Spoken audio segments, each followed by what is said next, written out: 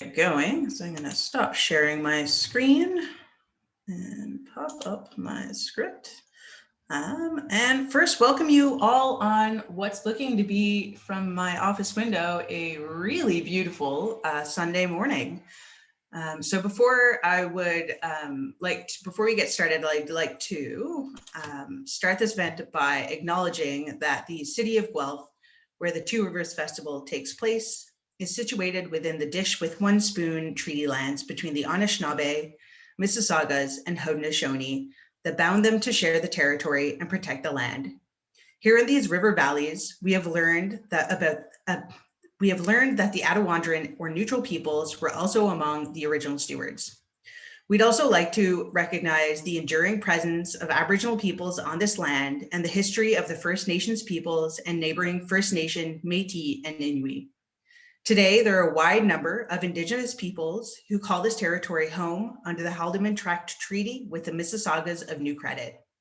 We want to express solidarity with the 88 First Nations communities in Ontario currently under drinking water advisories. So with that, I'd like to welcome you to Two Rivers on Two Wheels. This event is part of the 10th annual Two Rivers Festival that celebrates and appreciates the Speed and ERAMOSA rivers. The theme of this year's festival is the confluence of rivers, peoples, and their stories. I'm really excited to be part of this event and marshaling this event this year. I've been trying to get to the Two Rivers on Two Wheels festival event that's been happening for many years now and haven't. And of course, the one year that I'm able to do it, it's online. So fingers crossed that next year we'll all be getting together on our bikes and going for a cycle together. We'd like to extend very hearty thanks to GCAT, or the Guelph Coalition for Active Transport, for sharing their passion for our rivers with you, and thanks to all of you for attending this event. The festival is organized and run by volunteers and involves many community organizations, so please support these organizations that are doing the good work in our community. I know that Guelph Coalition for Active Transport has a membership option and are super active in the community. So I definitely recommend that you get involved and check them out. We'd also ask that you support our advertisers and our event sponsors. This year it's CFRU, Mike Schreiner, and Mickey Shepard, who made this event possible. We have over 20 great events remaining, so please have a look and RSVP to the ones that are of interest. The Two Rivers Festival always runs from May and June each year. This year we've had over 40 amazing events. There's about 20 remaining, but if there's any of the past events that are of interest, please just get in touch with us, and I'm sure we'll have a recording or additional information to send your way. This festival is a project of the Wellington Water Watchers. They say that you protect the things that you love. So that's kind of the motivating force behind this festival, is letting you fall even further in love with our rivers, and in hopes that we'll continue to further protect them. So please note that this event is going to be recorded so that we can share it and pop it up onto YouTube for those who are not able to make it this morning. If you're not comfortable with the potential of being on screen, please know that you are able to turn off your video. There should be a small stop video icon on the bottom left. I believe most people already have their video off, so that shouldn't be a problem. And just a little bit of Zoom housekeeping is to please make sure that you have your microphone off during the event to minimize background noise for our speaker. Feel free to unmute if you have a question, or use the raise hand function at designated times. And please remember to keep our event space inclusive, kind, and respectful. And as I mentioned earlier, you are more than welcome to change your name to include your pronouns. The Q&A that we're going to be running during the event is kind of going to be ongoing, because there's going to be multiple stops throughout the event. So I especially welcome you to ask your questions in the chat bar. There should be a little chat icon in your toolbox that you're able to click and then type in your answers. And then at various breakpoints, I'll read them aloud, and Laura will address those. So with that, I'm going to hand it off to Laura, your host for this morning. Over to you, Laura. Thank you very much. So I'm just going to share my screen here. There we go. And just back to this share. Okay, so thank you very much, and I'm so happy to be here. As was stated before, I am a member of GCAT, and I am going to be your guide on our trip today. So this tour is called Two Rivers on Two Wheels. And as was mentioned by Heather, we've done it for a few years now. This was from 2019. You can see how excited these people are. And they're excited because on today's tour, we're going to explore the geography of the rivers in Guelph. So who am I? My name is Dr. Laura Brown, and I'm a geographer. And more specifically, I'm a geomorphologist. And geo means earth, and morph means form. And so I'm interested in learning about the processes that shape our landscapes. And rivers are one of the major processes that change our landscapes over time. And so I also like to share my knowledge with university students and the public like you. So I'm melding a number of things that I like: geography, riding bikes, and teaching about geography. So this is an excellent venue for me. So if I'm in the field, this is what I look like, and you'll notice that I always have a camera. If you see me on campus, I look a little bit more like this.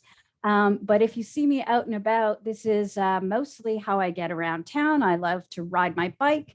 And so this is what I'll look like. And if you ever see me around town, I have this helmet that's kind of distinctive. So wave to me and we can have a little chat. Before I begin, I'm just going to go over a few rules of the road. As you know, we have turn signals. So we have the left turn signal, the right turn signal. If you're old school, like I am, when the police or somebody came by to talk about signals, they had you do this signal. This is not really what we're doing for the right turn signal anymore. Internationally, sticking your arm out to the right is more recognized. And then we have the stop signal. When you're riding on the trails, we have a little bit of trail etiquette here, and Mike Darman's grandson is going to show us how we do that. So let's. Right on the left. Thank you. And it's always nice to let people know that you're coming up on their left, and he's an excellent ambassador for that. Okay. So this is what we're going to do today. We're going to start here. Oh, geez, let's get rid of that. So what we're going to do is we're going to start here in HOWITT Park. We're going to make our way down to the river itself. We're going to do a couple of stops on the river. These ones that are in blue, you might want to walk your bike along here because there is a path, a footpath along the trail, but it's not like the other trail paths that we'll be following from then on. So if they're in blue, you might want to walk or hike those and walk your bike. And then we're going to go all the way into the center of town. So we have 10 stops today, and we're going to get started with our first stop. So we're going to start with HOWITT Creek. And this is a picture from 2019 when we were stopping in this area. The reason that we stop here is because it's a smaller channel and we can observe a lot of the things that happen in the bigger two rivers of Guelph, but it's easier to observe them right here in this shallow area, and we can point out some specific things about the river itself. And so these are one of the things that we're going to talk about is what the function of rivers are in sculpting our landscape. So rivers transport not only water, which is something that we all think of, but they also transport sediment. And that's how they move sediment from the land and eventually into the oceans. And they carry that sediment in 3 different modes. The first one that we're going to talk about is bed load. And I have this little clip here. This is not from the Two Rivers. This is from Alaska, but it shows you how bed load and how rocks and sediment are transported in bed load. So we'll just let that little video run. You can see they've got a GoPro camera and they've just put it down below, and you can see the rocks are rolling and bouncing along the bottom, being dragged along the bottom. And you can see that big rock being pulled along the bottom. And as these rocks are tumbling over each other and bashing into each other, they start to wear down the sharp edges. And as rocks are transported by bed load and through the river over time, what happens is they end up becoming quite rounded, and they end up becoming quite smooth as well. And so as you can see here, I'm holding two rocks, and this is Howitt Creek here, that I've picked up that have their edges smoothed down. And that's showing that they've been traveling for a long time in a river system, and they've had all their sharp edges knocked off. So that's bed load. So that's material that bounces and drags along the bottom and is in contact with the bed. Sometimes it might hop and jump, but that's the first one. The second way is by suspension. And this is lighter material. It's going to be muds. It looks muddy. Here, this is, again, not the Two Rivers in Guelph, but an example of, you can see, you can't even see through this water. You can slightly see that it's swirling around. It's so thick with sediment and mud that it almost looks like chocolate milk. And this often happens after a rainstorm. So when you get overland flow and it's carrying small sediment, clays, muds, things like that, washing them into the river. And then they're so light that they don't sink to the bottom. They're carried in suspension. And eventually they'll sink out or settle out. But as long as there's enough river flow and velocity, it'll keep them aloft and keep them moving along. If you have a soft bottom, and this is back in Howitt Creek here, this little girl that happened to want to kick off her shoes and splash around in the water was kicking up the soft sediment, that small sediment on the bottom, and making it cloudy. And then this sediment will travel in suspension as well downstream until it settles down again. So that's the second one, suspension. We have one more, and that is the solution. And so this is sediment it's not sediment actually, it's chemicals. So in Guelph, the reason that we have hard water is because the water percolates down through the natural rock in the area, which is dull stone and limestone and things like that. And as it goes through, it dissolves some of those ions and carries them into the water supply.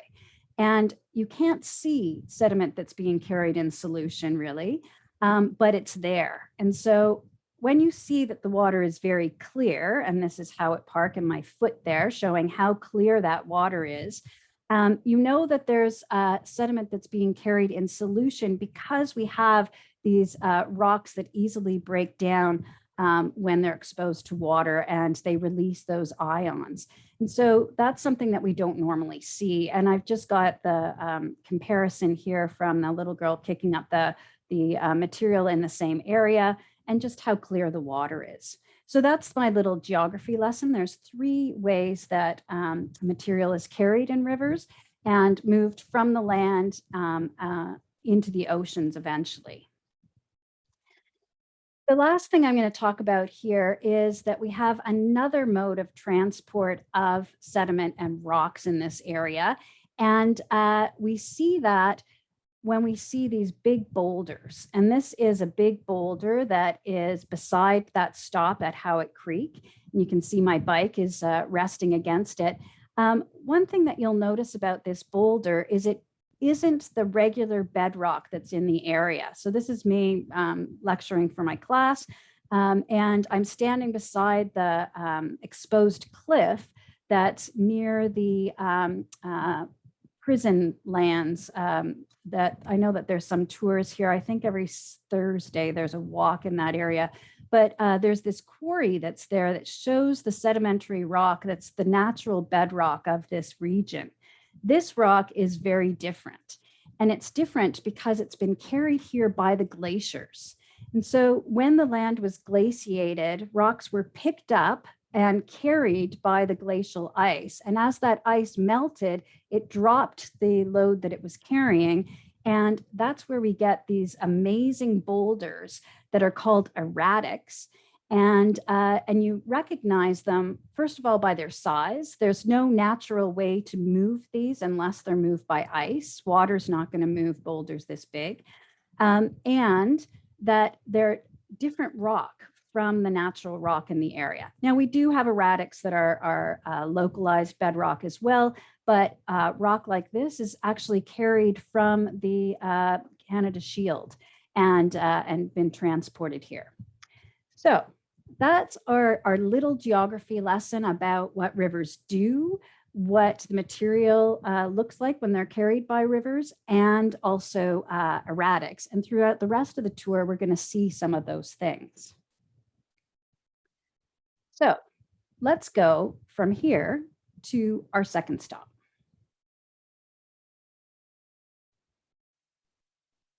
So here's Howitt Park.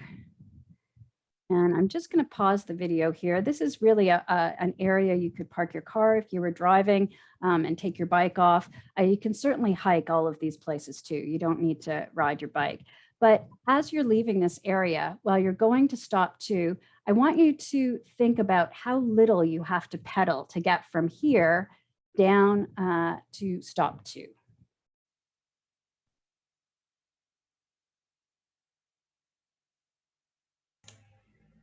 No questions yet. So we can Thank you. proceed when you're ready. Okay, thanks.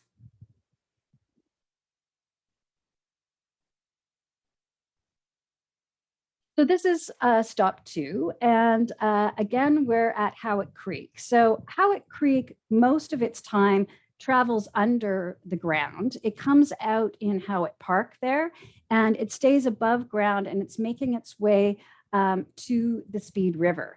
And if you go through this tunnel and a little bit further along, you'll end up at the Speed River. We're going to make a pause here, and I want you to look at this photograph of this creek and think about what first steps out to you, or what you're struck by. What I'm struck by are these walls here. The walls are channelizing the flow to keep it going in a straight line, and to keep it going in a straight line and through this tunnel underneath Wellington Road. You've got these rocks that are piled on either side of the tunnel to protect from erosion in those areas. And you also have these pipes that divert stormwater directly into this stream. And so when there's a rainfall and water is collected at the surface, it's carried by these pipes and dumped directly into the stream. And so we get very quick change in the depth of the river and the speed of flow in the river when you get that rainfall. Now I have the other side, and we're on a little bridge here. That's what that railing is. And on the other side, I have a little clip that I took that explains some other processes that are going on here. I just wanted to point out this concrete conduit that carries runoff from the parking lot here with all of its oil and anything else that has been left on the surface of the parking lot gets washed down and is funneled in through this concrete conduit or channel to dump directly into the creek. And it's these kinds of conduit that speed overland flow into the creek system when we have a storm. Now I'm underneath the bridge here, and you can see that you've got this channel that comes in through this baffle here, and then you've got the main channel with a bit of a weir over there. We have some nice flow today, and I'm just going to see if I can take a peek at that in this location. So walking down the bank here. Yes, we have some nice flow moving along. Very quick, and you can see we've got a little bit of a babbling brook up at that end. Not an official term. Here I am in the middle of HOWITT Creek, and HOWITT Creek is a tributary of the Speed River. And so if you can look down through this tunnel here and on beyond that bridge that's in the distance, that is the main channel, and that's the mouth of HOWITT Creek, where it empties into the main channel of the Speed River. And that's where we're going to be heading to next.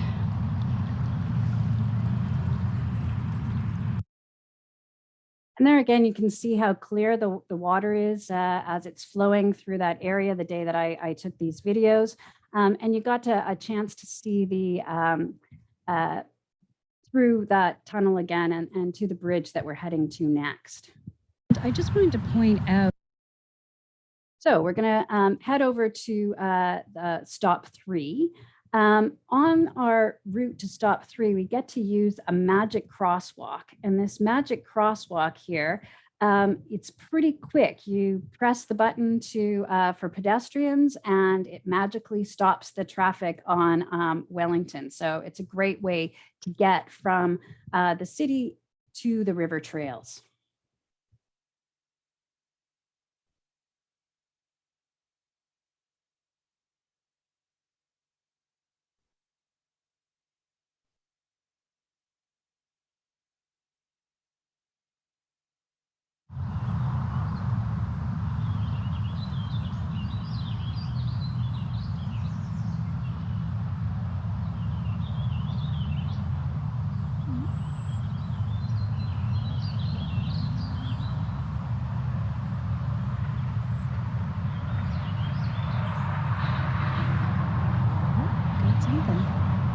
A little fish. Can you see that? Got a little fish. So this is where you might want to be walking your bike. There is like a footpath, and there is a bridge that you go over.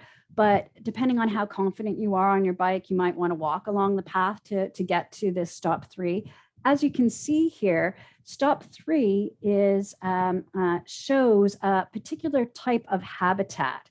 And so we've got this heron, and so I recommend, if you're doing this, to walk quietly along this area, because pretty much every time that I've come along here, I've seen turtles or herons that are fishing, or other wildlife. So if you keep quiet, it's an excellent place for these animals to hunt and to forage here, because it's quite shallow here.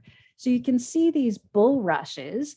And you can also see all of the plant material that's in this area. It's quite shallow here. And on this side of the river, on the other side of the river, it's pretty deep. But we'll go to stop 4 to figure out why it's so shallow here and why we have such good habitat here. Pan away from the heron reluctantly. But I want you to look out over the water here. And first of all, you're going to see all of these bulrushes.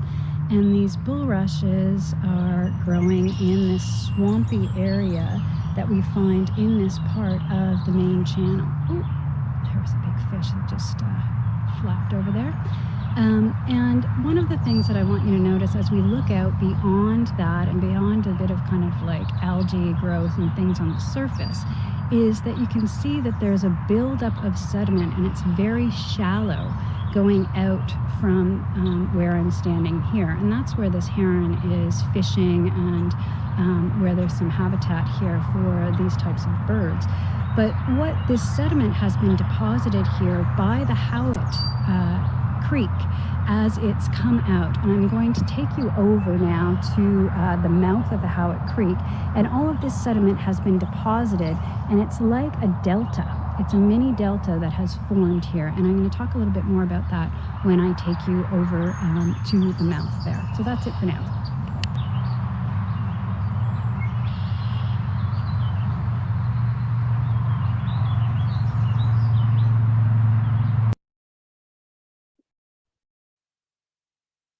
So stop 3 to stop 4, pretty easy to get back We there. are at the mouth of Howitt Creek, and as you can see, we still have that channelization and that concrete that's trying to force this channel to stay in place and not migrate as it makes its way out to the main stream. And I'll just pan across here, and you'll see the main stream.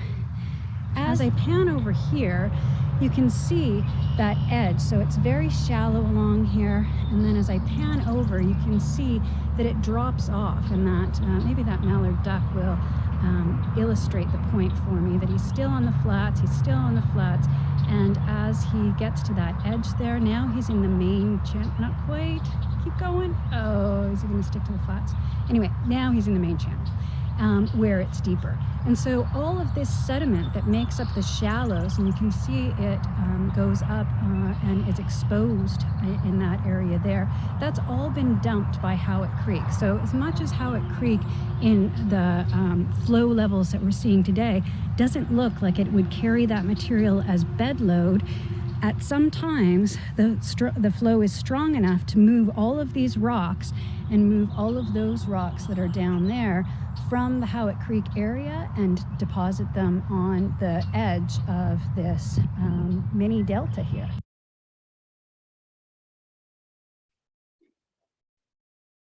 So you can see in this picture here, this is stop 4, and that's that little mini delta that I was talking about. And so you've got the Howitt Creek that's coming through here. It's carrying that sediment, but once it hits the river here, the velocity in the creek slows down dramatically. And because it slows down dramatically, it can no longer carry that sediment, whether it's in suspension or whether it's in bed load. And so it deposits that material, and that material ends up at the mouth of where the confluence of Howitt Creek and the Speed River here. It doesn't build a normal delta or what you're used to seeing as a delta, because the river itself pulls some of that material downstream as the Speed River is flowing along. So you end up with this area where the shallows are, and you can kind of see stop 3 down here, where that habitat is, where we saw that heron fishing. So within river systems, we have many different types of habitats and things that are in part because of the geography of that river and because of those sedimentary transport processes and deposition that build these different habitats that eventually vegetation grows on and things like that. So we're going to move back. Again, you might want to walk your bike along this area here, but once we get back to stop 5 here, we'll be riding from here on. How would you describe your location right now for someone who would not be super familiar with the geography of Guelph? So where we are is you're coming in from, say, Cambridge area, and you're coming into the city from that area. You've just gone past the Hanlon, and you're moving towards downtown. So we're starting from the edge of really where the Hanlon is, and continuing to move down towards downtown. And so the rest of the direction will be moving down towards downtown. The next major street that we'll be crossing is Edinburgh. This is like between kind of just past, if you're leaving Guelph, the skate park. Right, we're gonna be, yeah, and we're going towards the skate park right now. Perfect. Yep.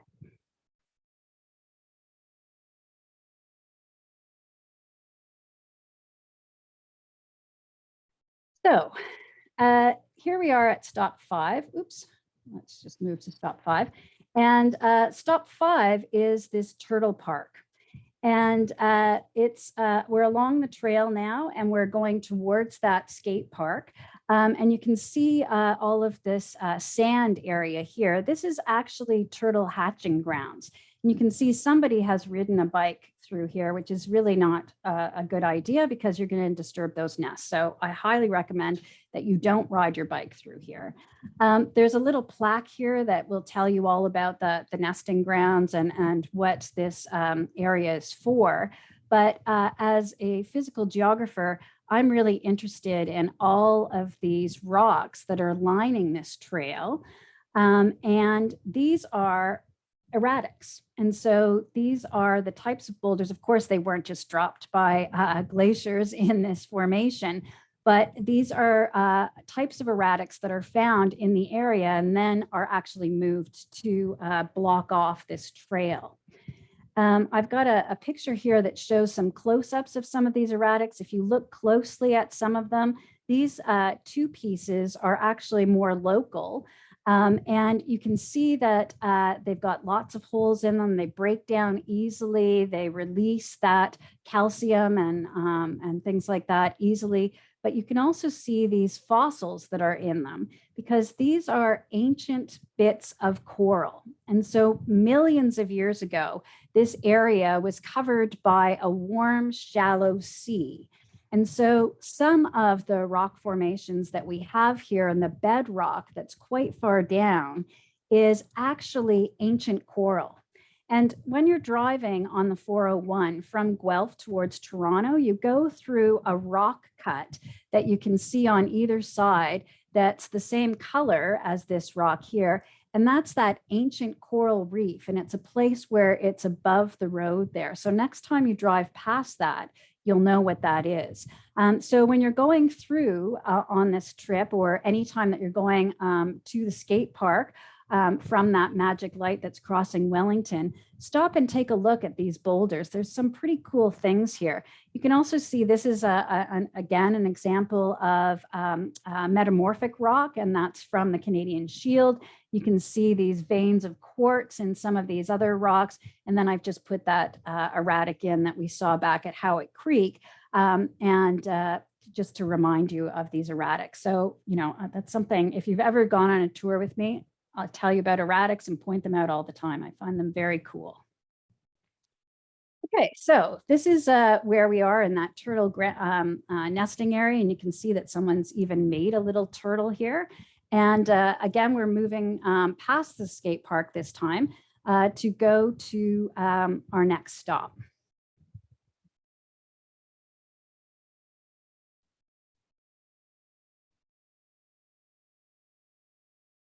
There's the skate park.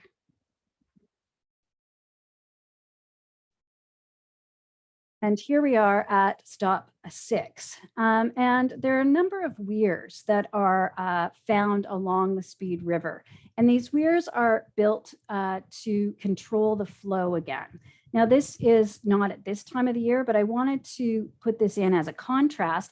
You can see the water that's flowing over this part of the weir that's closest to us here. In the next clips, you'll see that, and you'll see how much more water is tumbling over that with the different levels of flow that's in the river. And again, not only do I like erratics, but I also really like herons. So let's look at the next one.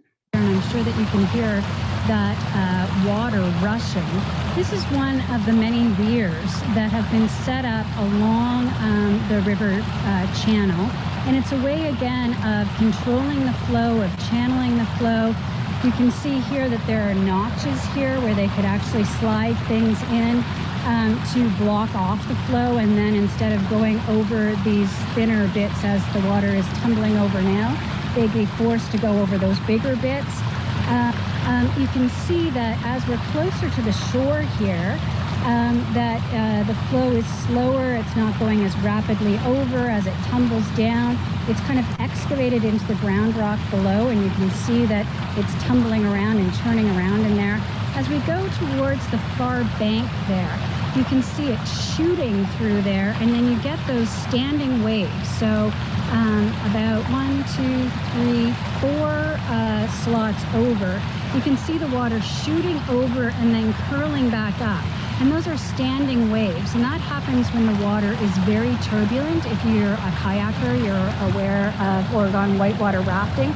you're aware of that kind of water. It's showing that there are deep parts and shallow parts of the riverbed itself, forcing that standing wave where you have the water temporarily going in the opposite direction.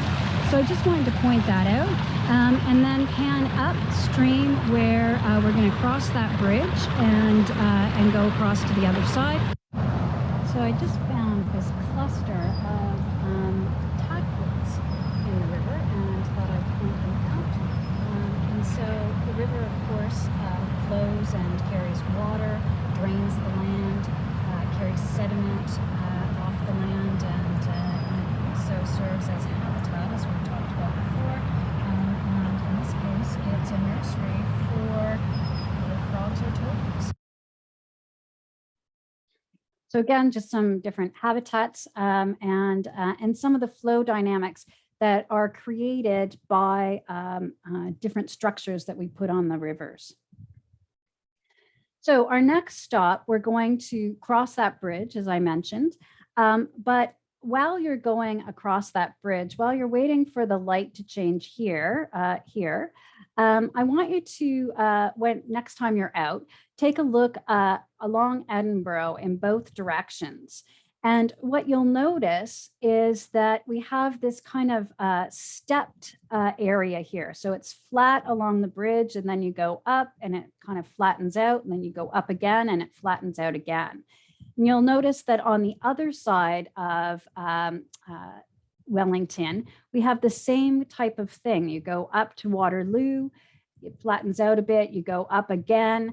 And that's because of when the glaciers were melting, we had lots and lots of water that were released. And that water that was released flowed in rivers.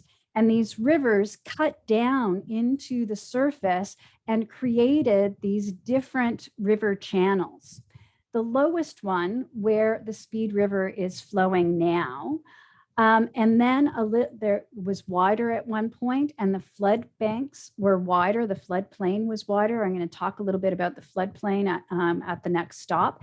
And it was wider again in the very far past. So it started as a very wide braided stream with lots of sediment that was being carried in it.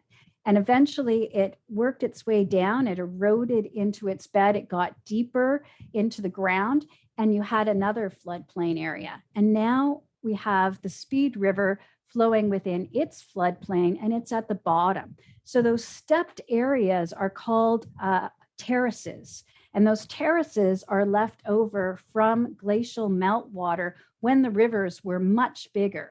So when you're looking at this and you look up Edinburgh on one side and on the other side, think of that whole area being filled with water. That's how big the rivers were back then. So it's interesting to think that far back and what Guelph was like in the past, and that the current rivers that we have flowing here are flowing in the same river beds or valleys as these ancient rivers from the glacial melt.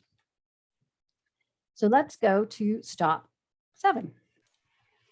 While we're en route, we have a question from Mary asking, how do the structures, I'm assuming the built structures, affect aquatic creatures? Well, as we'll see, where the WEIRS, they kind of channelize the flow, and they help to keep the flow going down the center, as you saw, where the water was tumbling down and you're getting those reverse waves. So the WEIRS, they slow down the water. You have some shallow areas, things like that. But it's really the dams that make a difference. And in the next stop after this, we'll be talking about the dams, and you'll see the difference in when they release water from the Guelph Dam into the Speed River.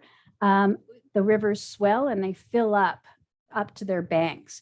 But when it's going through dry periods and when they've closed off the discharge that's coming from the Guelph Dam, you can see that the river changes, and it exposes a lot of what would be the bed of the river when it was in full flow. And so that's going to change the habitat of the plants that can live in those areas, but also the animals that can live in those areas and those hunting grounds and things like that. And so the man-made structures have a lot of control. In the past, they didn't really think about that much. Think about those things that much. Now they're thinking more about that, and they want to keep the rivers flowing at a level that keeps the fish habitat, but also keeps the bird habitat. So they're starting, the idea of controlling rivers is changing over time, and we're starting to look more at the ecology of rivers too. But certainly there are changes, and we'll see that at the next stop. Excellent question. Oops, we already did this, so let's go over here. So now we're across. We've looked at the old alluvial terraces, and we're back onto the recreational river trail. And you might have noticed this structure as you get just down from Edinburgh there. And if you haven't stopped there, next time stop there and take a look at the side of this structure here. The side of this structure here, where they have markings of where the river flooded in the past. Now, one thing that I want to show you here, we've got this structure, and you can see that the river is down here. You can't see that yet, but then you've got this flat area that's along the side of the river, and then it goes up, particularly by this parking area. This actually is the floodplain of the current Speed River. And it's called a floodplain because the water in the Speed River will periodically flood to that extent. And it doesn't happen very often, and we have a lot of controls on the rivers now. But basically, you can see that there are no structures built in these areas because of that floodplain and because the river is expected to flood at that time. Really, the last time that it probably flooded to this extent would have been Hurricane Hazel. And in the next clip, we'll talk a little bit about Hurricane Hazel and the flooding of the river. Okay, so if you can see there through the green and down to the Speed River right now, and I'm going to pan back and we can see this building, and you can see here with my bike for scale, that was the height of floodwaters associated with a 1948 flood. If we go a little bit higher, we have something that's called a 100-year flood. And that is a statistic measure that puts out the return time of a flood of this height would happen once every 100 years. Not that if it's happened one year, it can't happen the next, but the frequency of that flood is not very frequent, that it would happen once every 100 years. And I'm going to start again at the actual height of the Speed River, and now I'm going to pan up, because the only way that you can really experience the height of the river flooding that was associated with Hurricane Hazel is by looking way up, just like the Friendly Giant used to say, and see where it says REG and it has the flood line. That's the height of the Speed River flooding here after Hurricane Hazel. So I think that that's pretty spectacular, that flood level, and I wasn't around for Hurricane Hazel, but it was actually because of Hurricane Hazel that a lot of these dam structures were put in, not just in the Grand River watershed where the two rivers of Guelph are found, but throughout Southern Ontario, because the flooding was massive. Okay, so now we're going to go from stop 7, and we are going to go to stop 8. And this is where that dam is that I was talking about. This is one that's okay. So here we are at the Guelph Dam, and you can see that the dam's gates are closed actually. So it's limiting the flow through those kind of V-cut shapes as it's flowing downstream towards Cambridge. And as I pan upstream here, you can see that this area is completely flooded. Often when you come past here, there's like wide mud flaps, and you won't be able to see the river is much further away. But right now we're right at the bank, and so that's because of the control of this dam.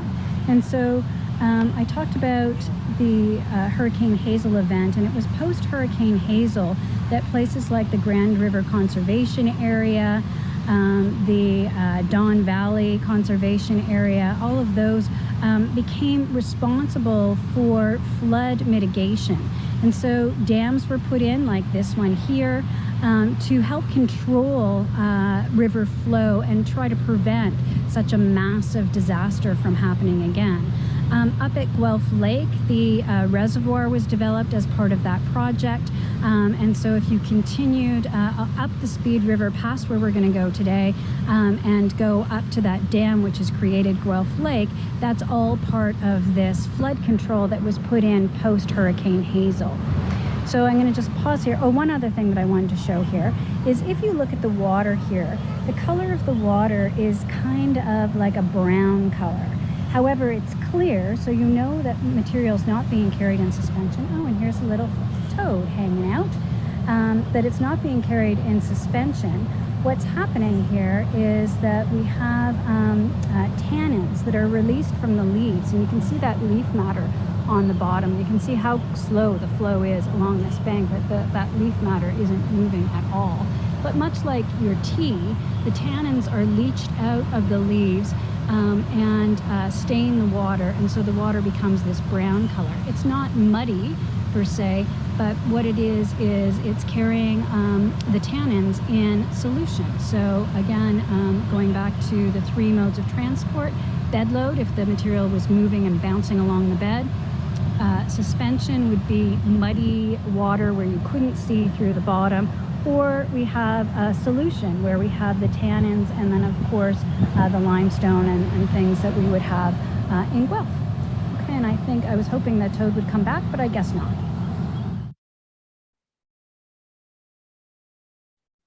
So this is what I was talking about the control of the water in the river.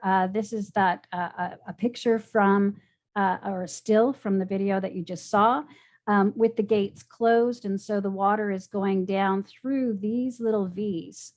So here with that low water flow, the gates are completely open here. The water is flowing through these three channels, but you can see this area that's left literally high and dry when the water level is low. Now we do have fluctuating water levels just based on rainfall and things like that, and control of the dam. You can see that this is in the early spring before things have bloomed. But the vegetation that lives along these riverbanks has to be adapted to having its roots literally in the water. Here's some roots that are sticking out into the water when the water is high, but also be adaptable for when the water is low, and go through these periods of fluctuation of those river levels. And so when that question about the different habitats, depending on whether you're looking at animals or vegetation, they have to be adaptable to these fluctuating river patterns and things like that. And so this is just showing that extreme with the low water level compared to the high water level. Okay, so let's go to our next stop. So we're going to go from stop 8. Here's that Wellington Dam. We're going to cross this old stone bridge and continue along the river trail and make our way to the covered bridge. While we're en route, I actually have a question. My jaw dropped when you pointed out where the floodwaters were from Hazel. Like, that is kind of mind blowing.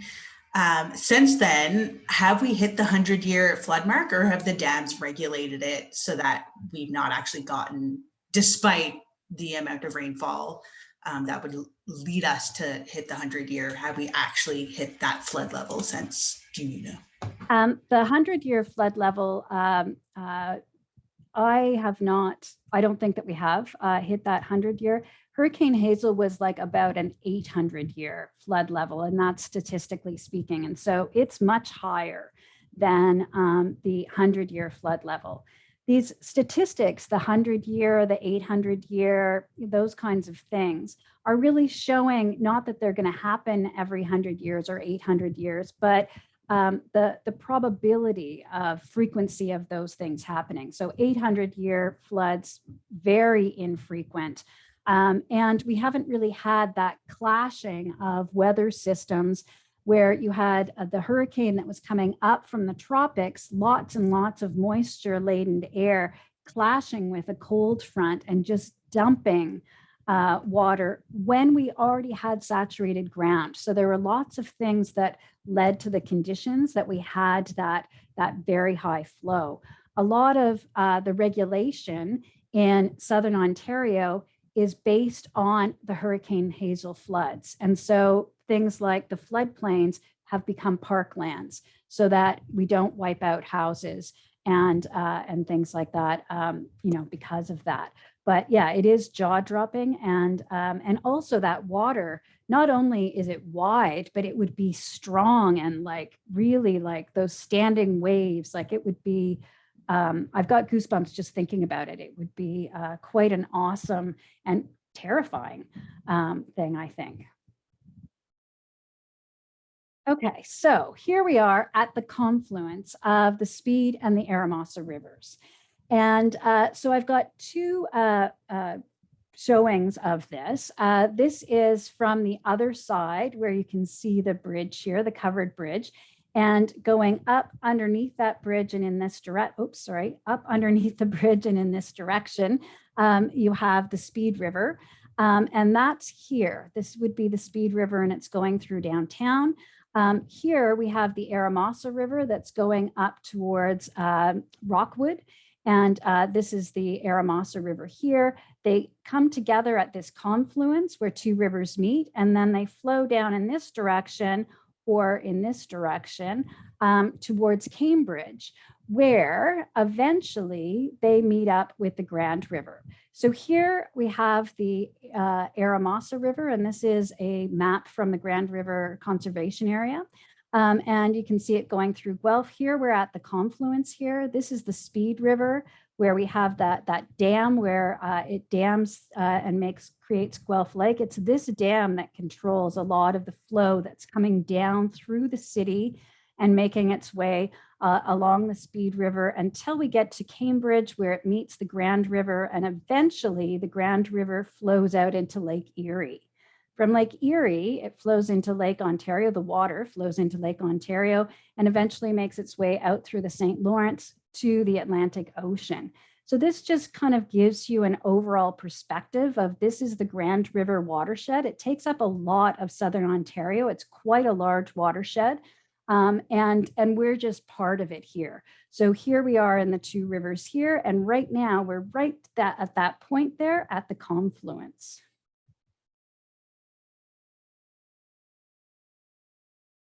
So here we are on the wooden bridge, and I'll just pan over so you can see these big pegs that make up the bridge, and you can see kind of the water reflecting off of the top of it. It's quite an amazing structure.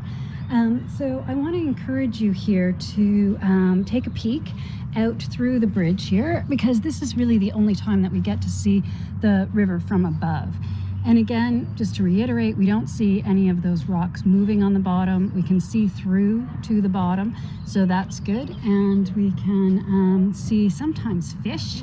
I don't see any right now, but often you can spot some fish here. And actually, if we go back, so again, just to orient yourselves, going up that way is the ERAMOSA. This is at the confluence of the ERAMOSA and the Speed River.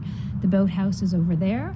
And the Speed River, it becomes the Speed River at this confluence when they come together, and then it continues down to Cambridge. So I'm just going to take you over to this side.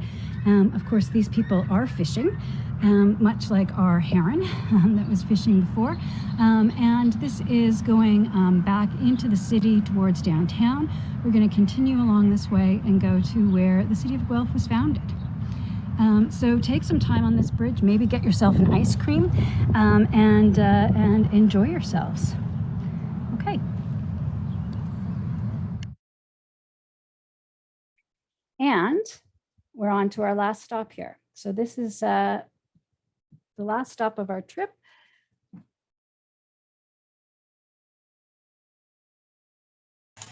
I just popped it into the chat, but a quick note that Jeremy Shute is doing a super cool speed to sea canoe trip. I believe he started in Guelph and is doing various legs throughout, often with his family. He does a talk pretty much every Two Rivers Festival. So I popped a link to last year's event recording into the chat, but definitely take a look because it's super cool. Great, that sounds good, thanks. And so this is our last stop here, and this is very close to where Guelph originated. And so here we are, we've got, again, we're on the Speed River here. We've got Allen's Mill over here, which is an example of the mills. And we actually have a little waterfall here, and you can kind of see that distorted white water there. And this is what it looks like on the ground. So this is the remnant of one of those mills. And one of the things that the rivers were really useful for when the settlers came to the Guelph area was all of that water power. So you had the rivers to transport material to get from one place to another. You had the old railroads that were eventually built here, but you also had these rivers that were used for power for many mills. And so there's lots of mills or historic mills that were in the area that ground flour, that were used to cut wood, that were used really as a source of power for many things. And then here, that's where my bike is, but here is where we have that waterfall. And so I've got another little clip here, and we're almost... See the sedimentary rock on the bank on the other side. And we know it's sedimentary rock because we have those successive layers that have been laid down.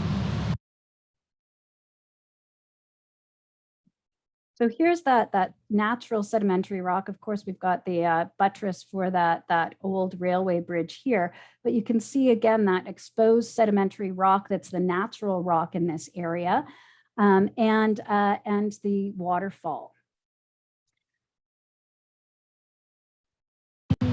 And that's the end of today's trip. And thank you so much for coming. I hope that you've enjoyed it. If you're not a GCAT member now, I highly encourage you to do so. I hope that you enjoyed our trip and that you will join me again for another trip sometime. Thank you for Two Rivers for encouraging us to join you and to put this together. And I hope that everyone enjoys the Two Rivers and the recreation and riding their bikes in Guelph. To become a member and to find out more about what GCAT does, GCAT stands for Guelph Coalition for Active Transportation. You can go to our website. So just look up GCAT, G-C-A-T. That's it for now. Have a great day, and I hope you enjoyed the tour.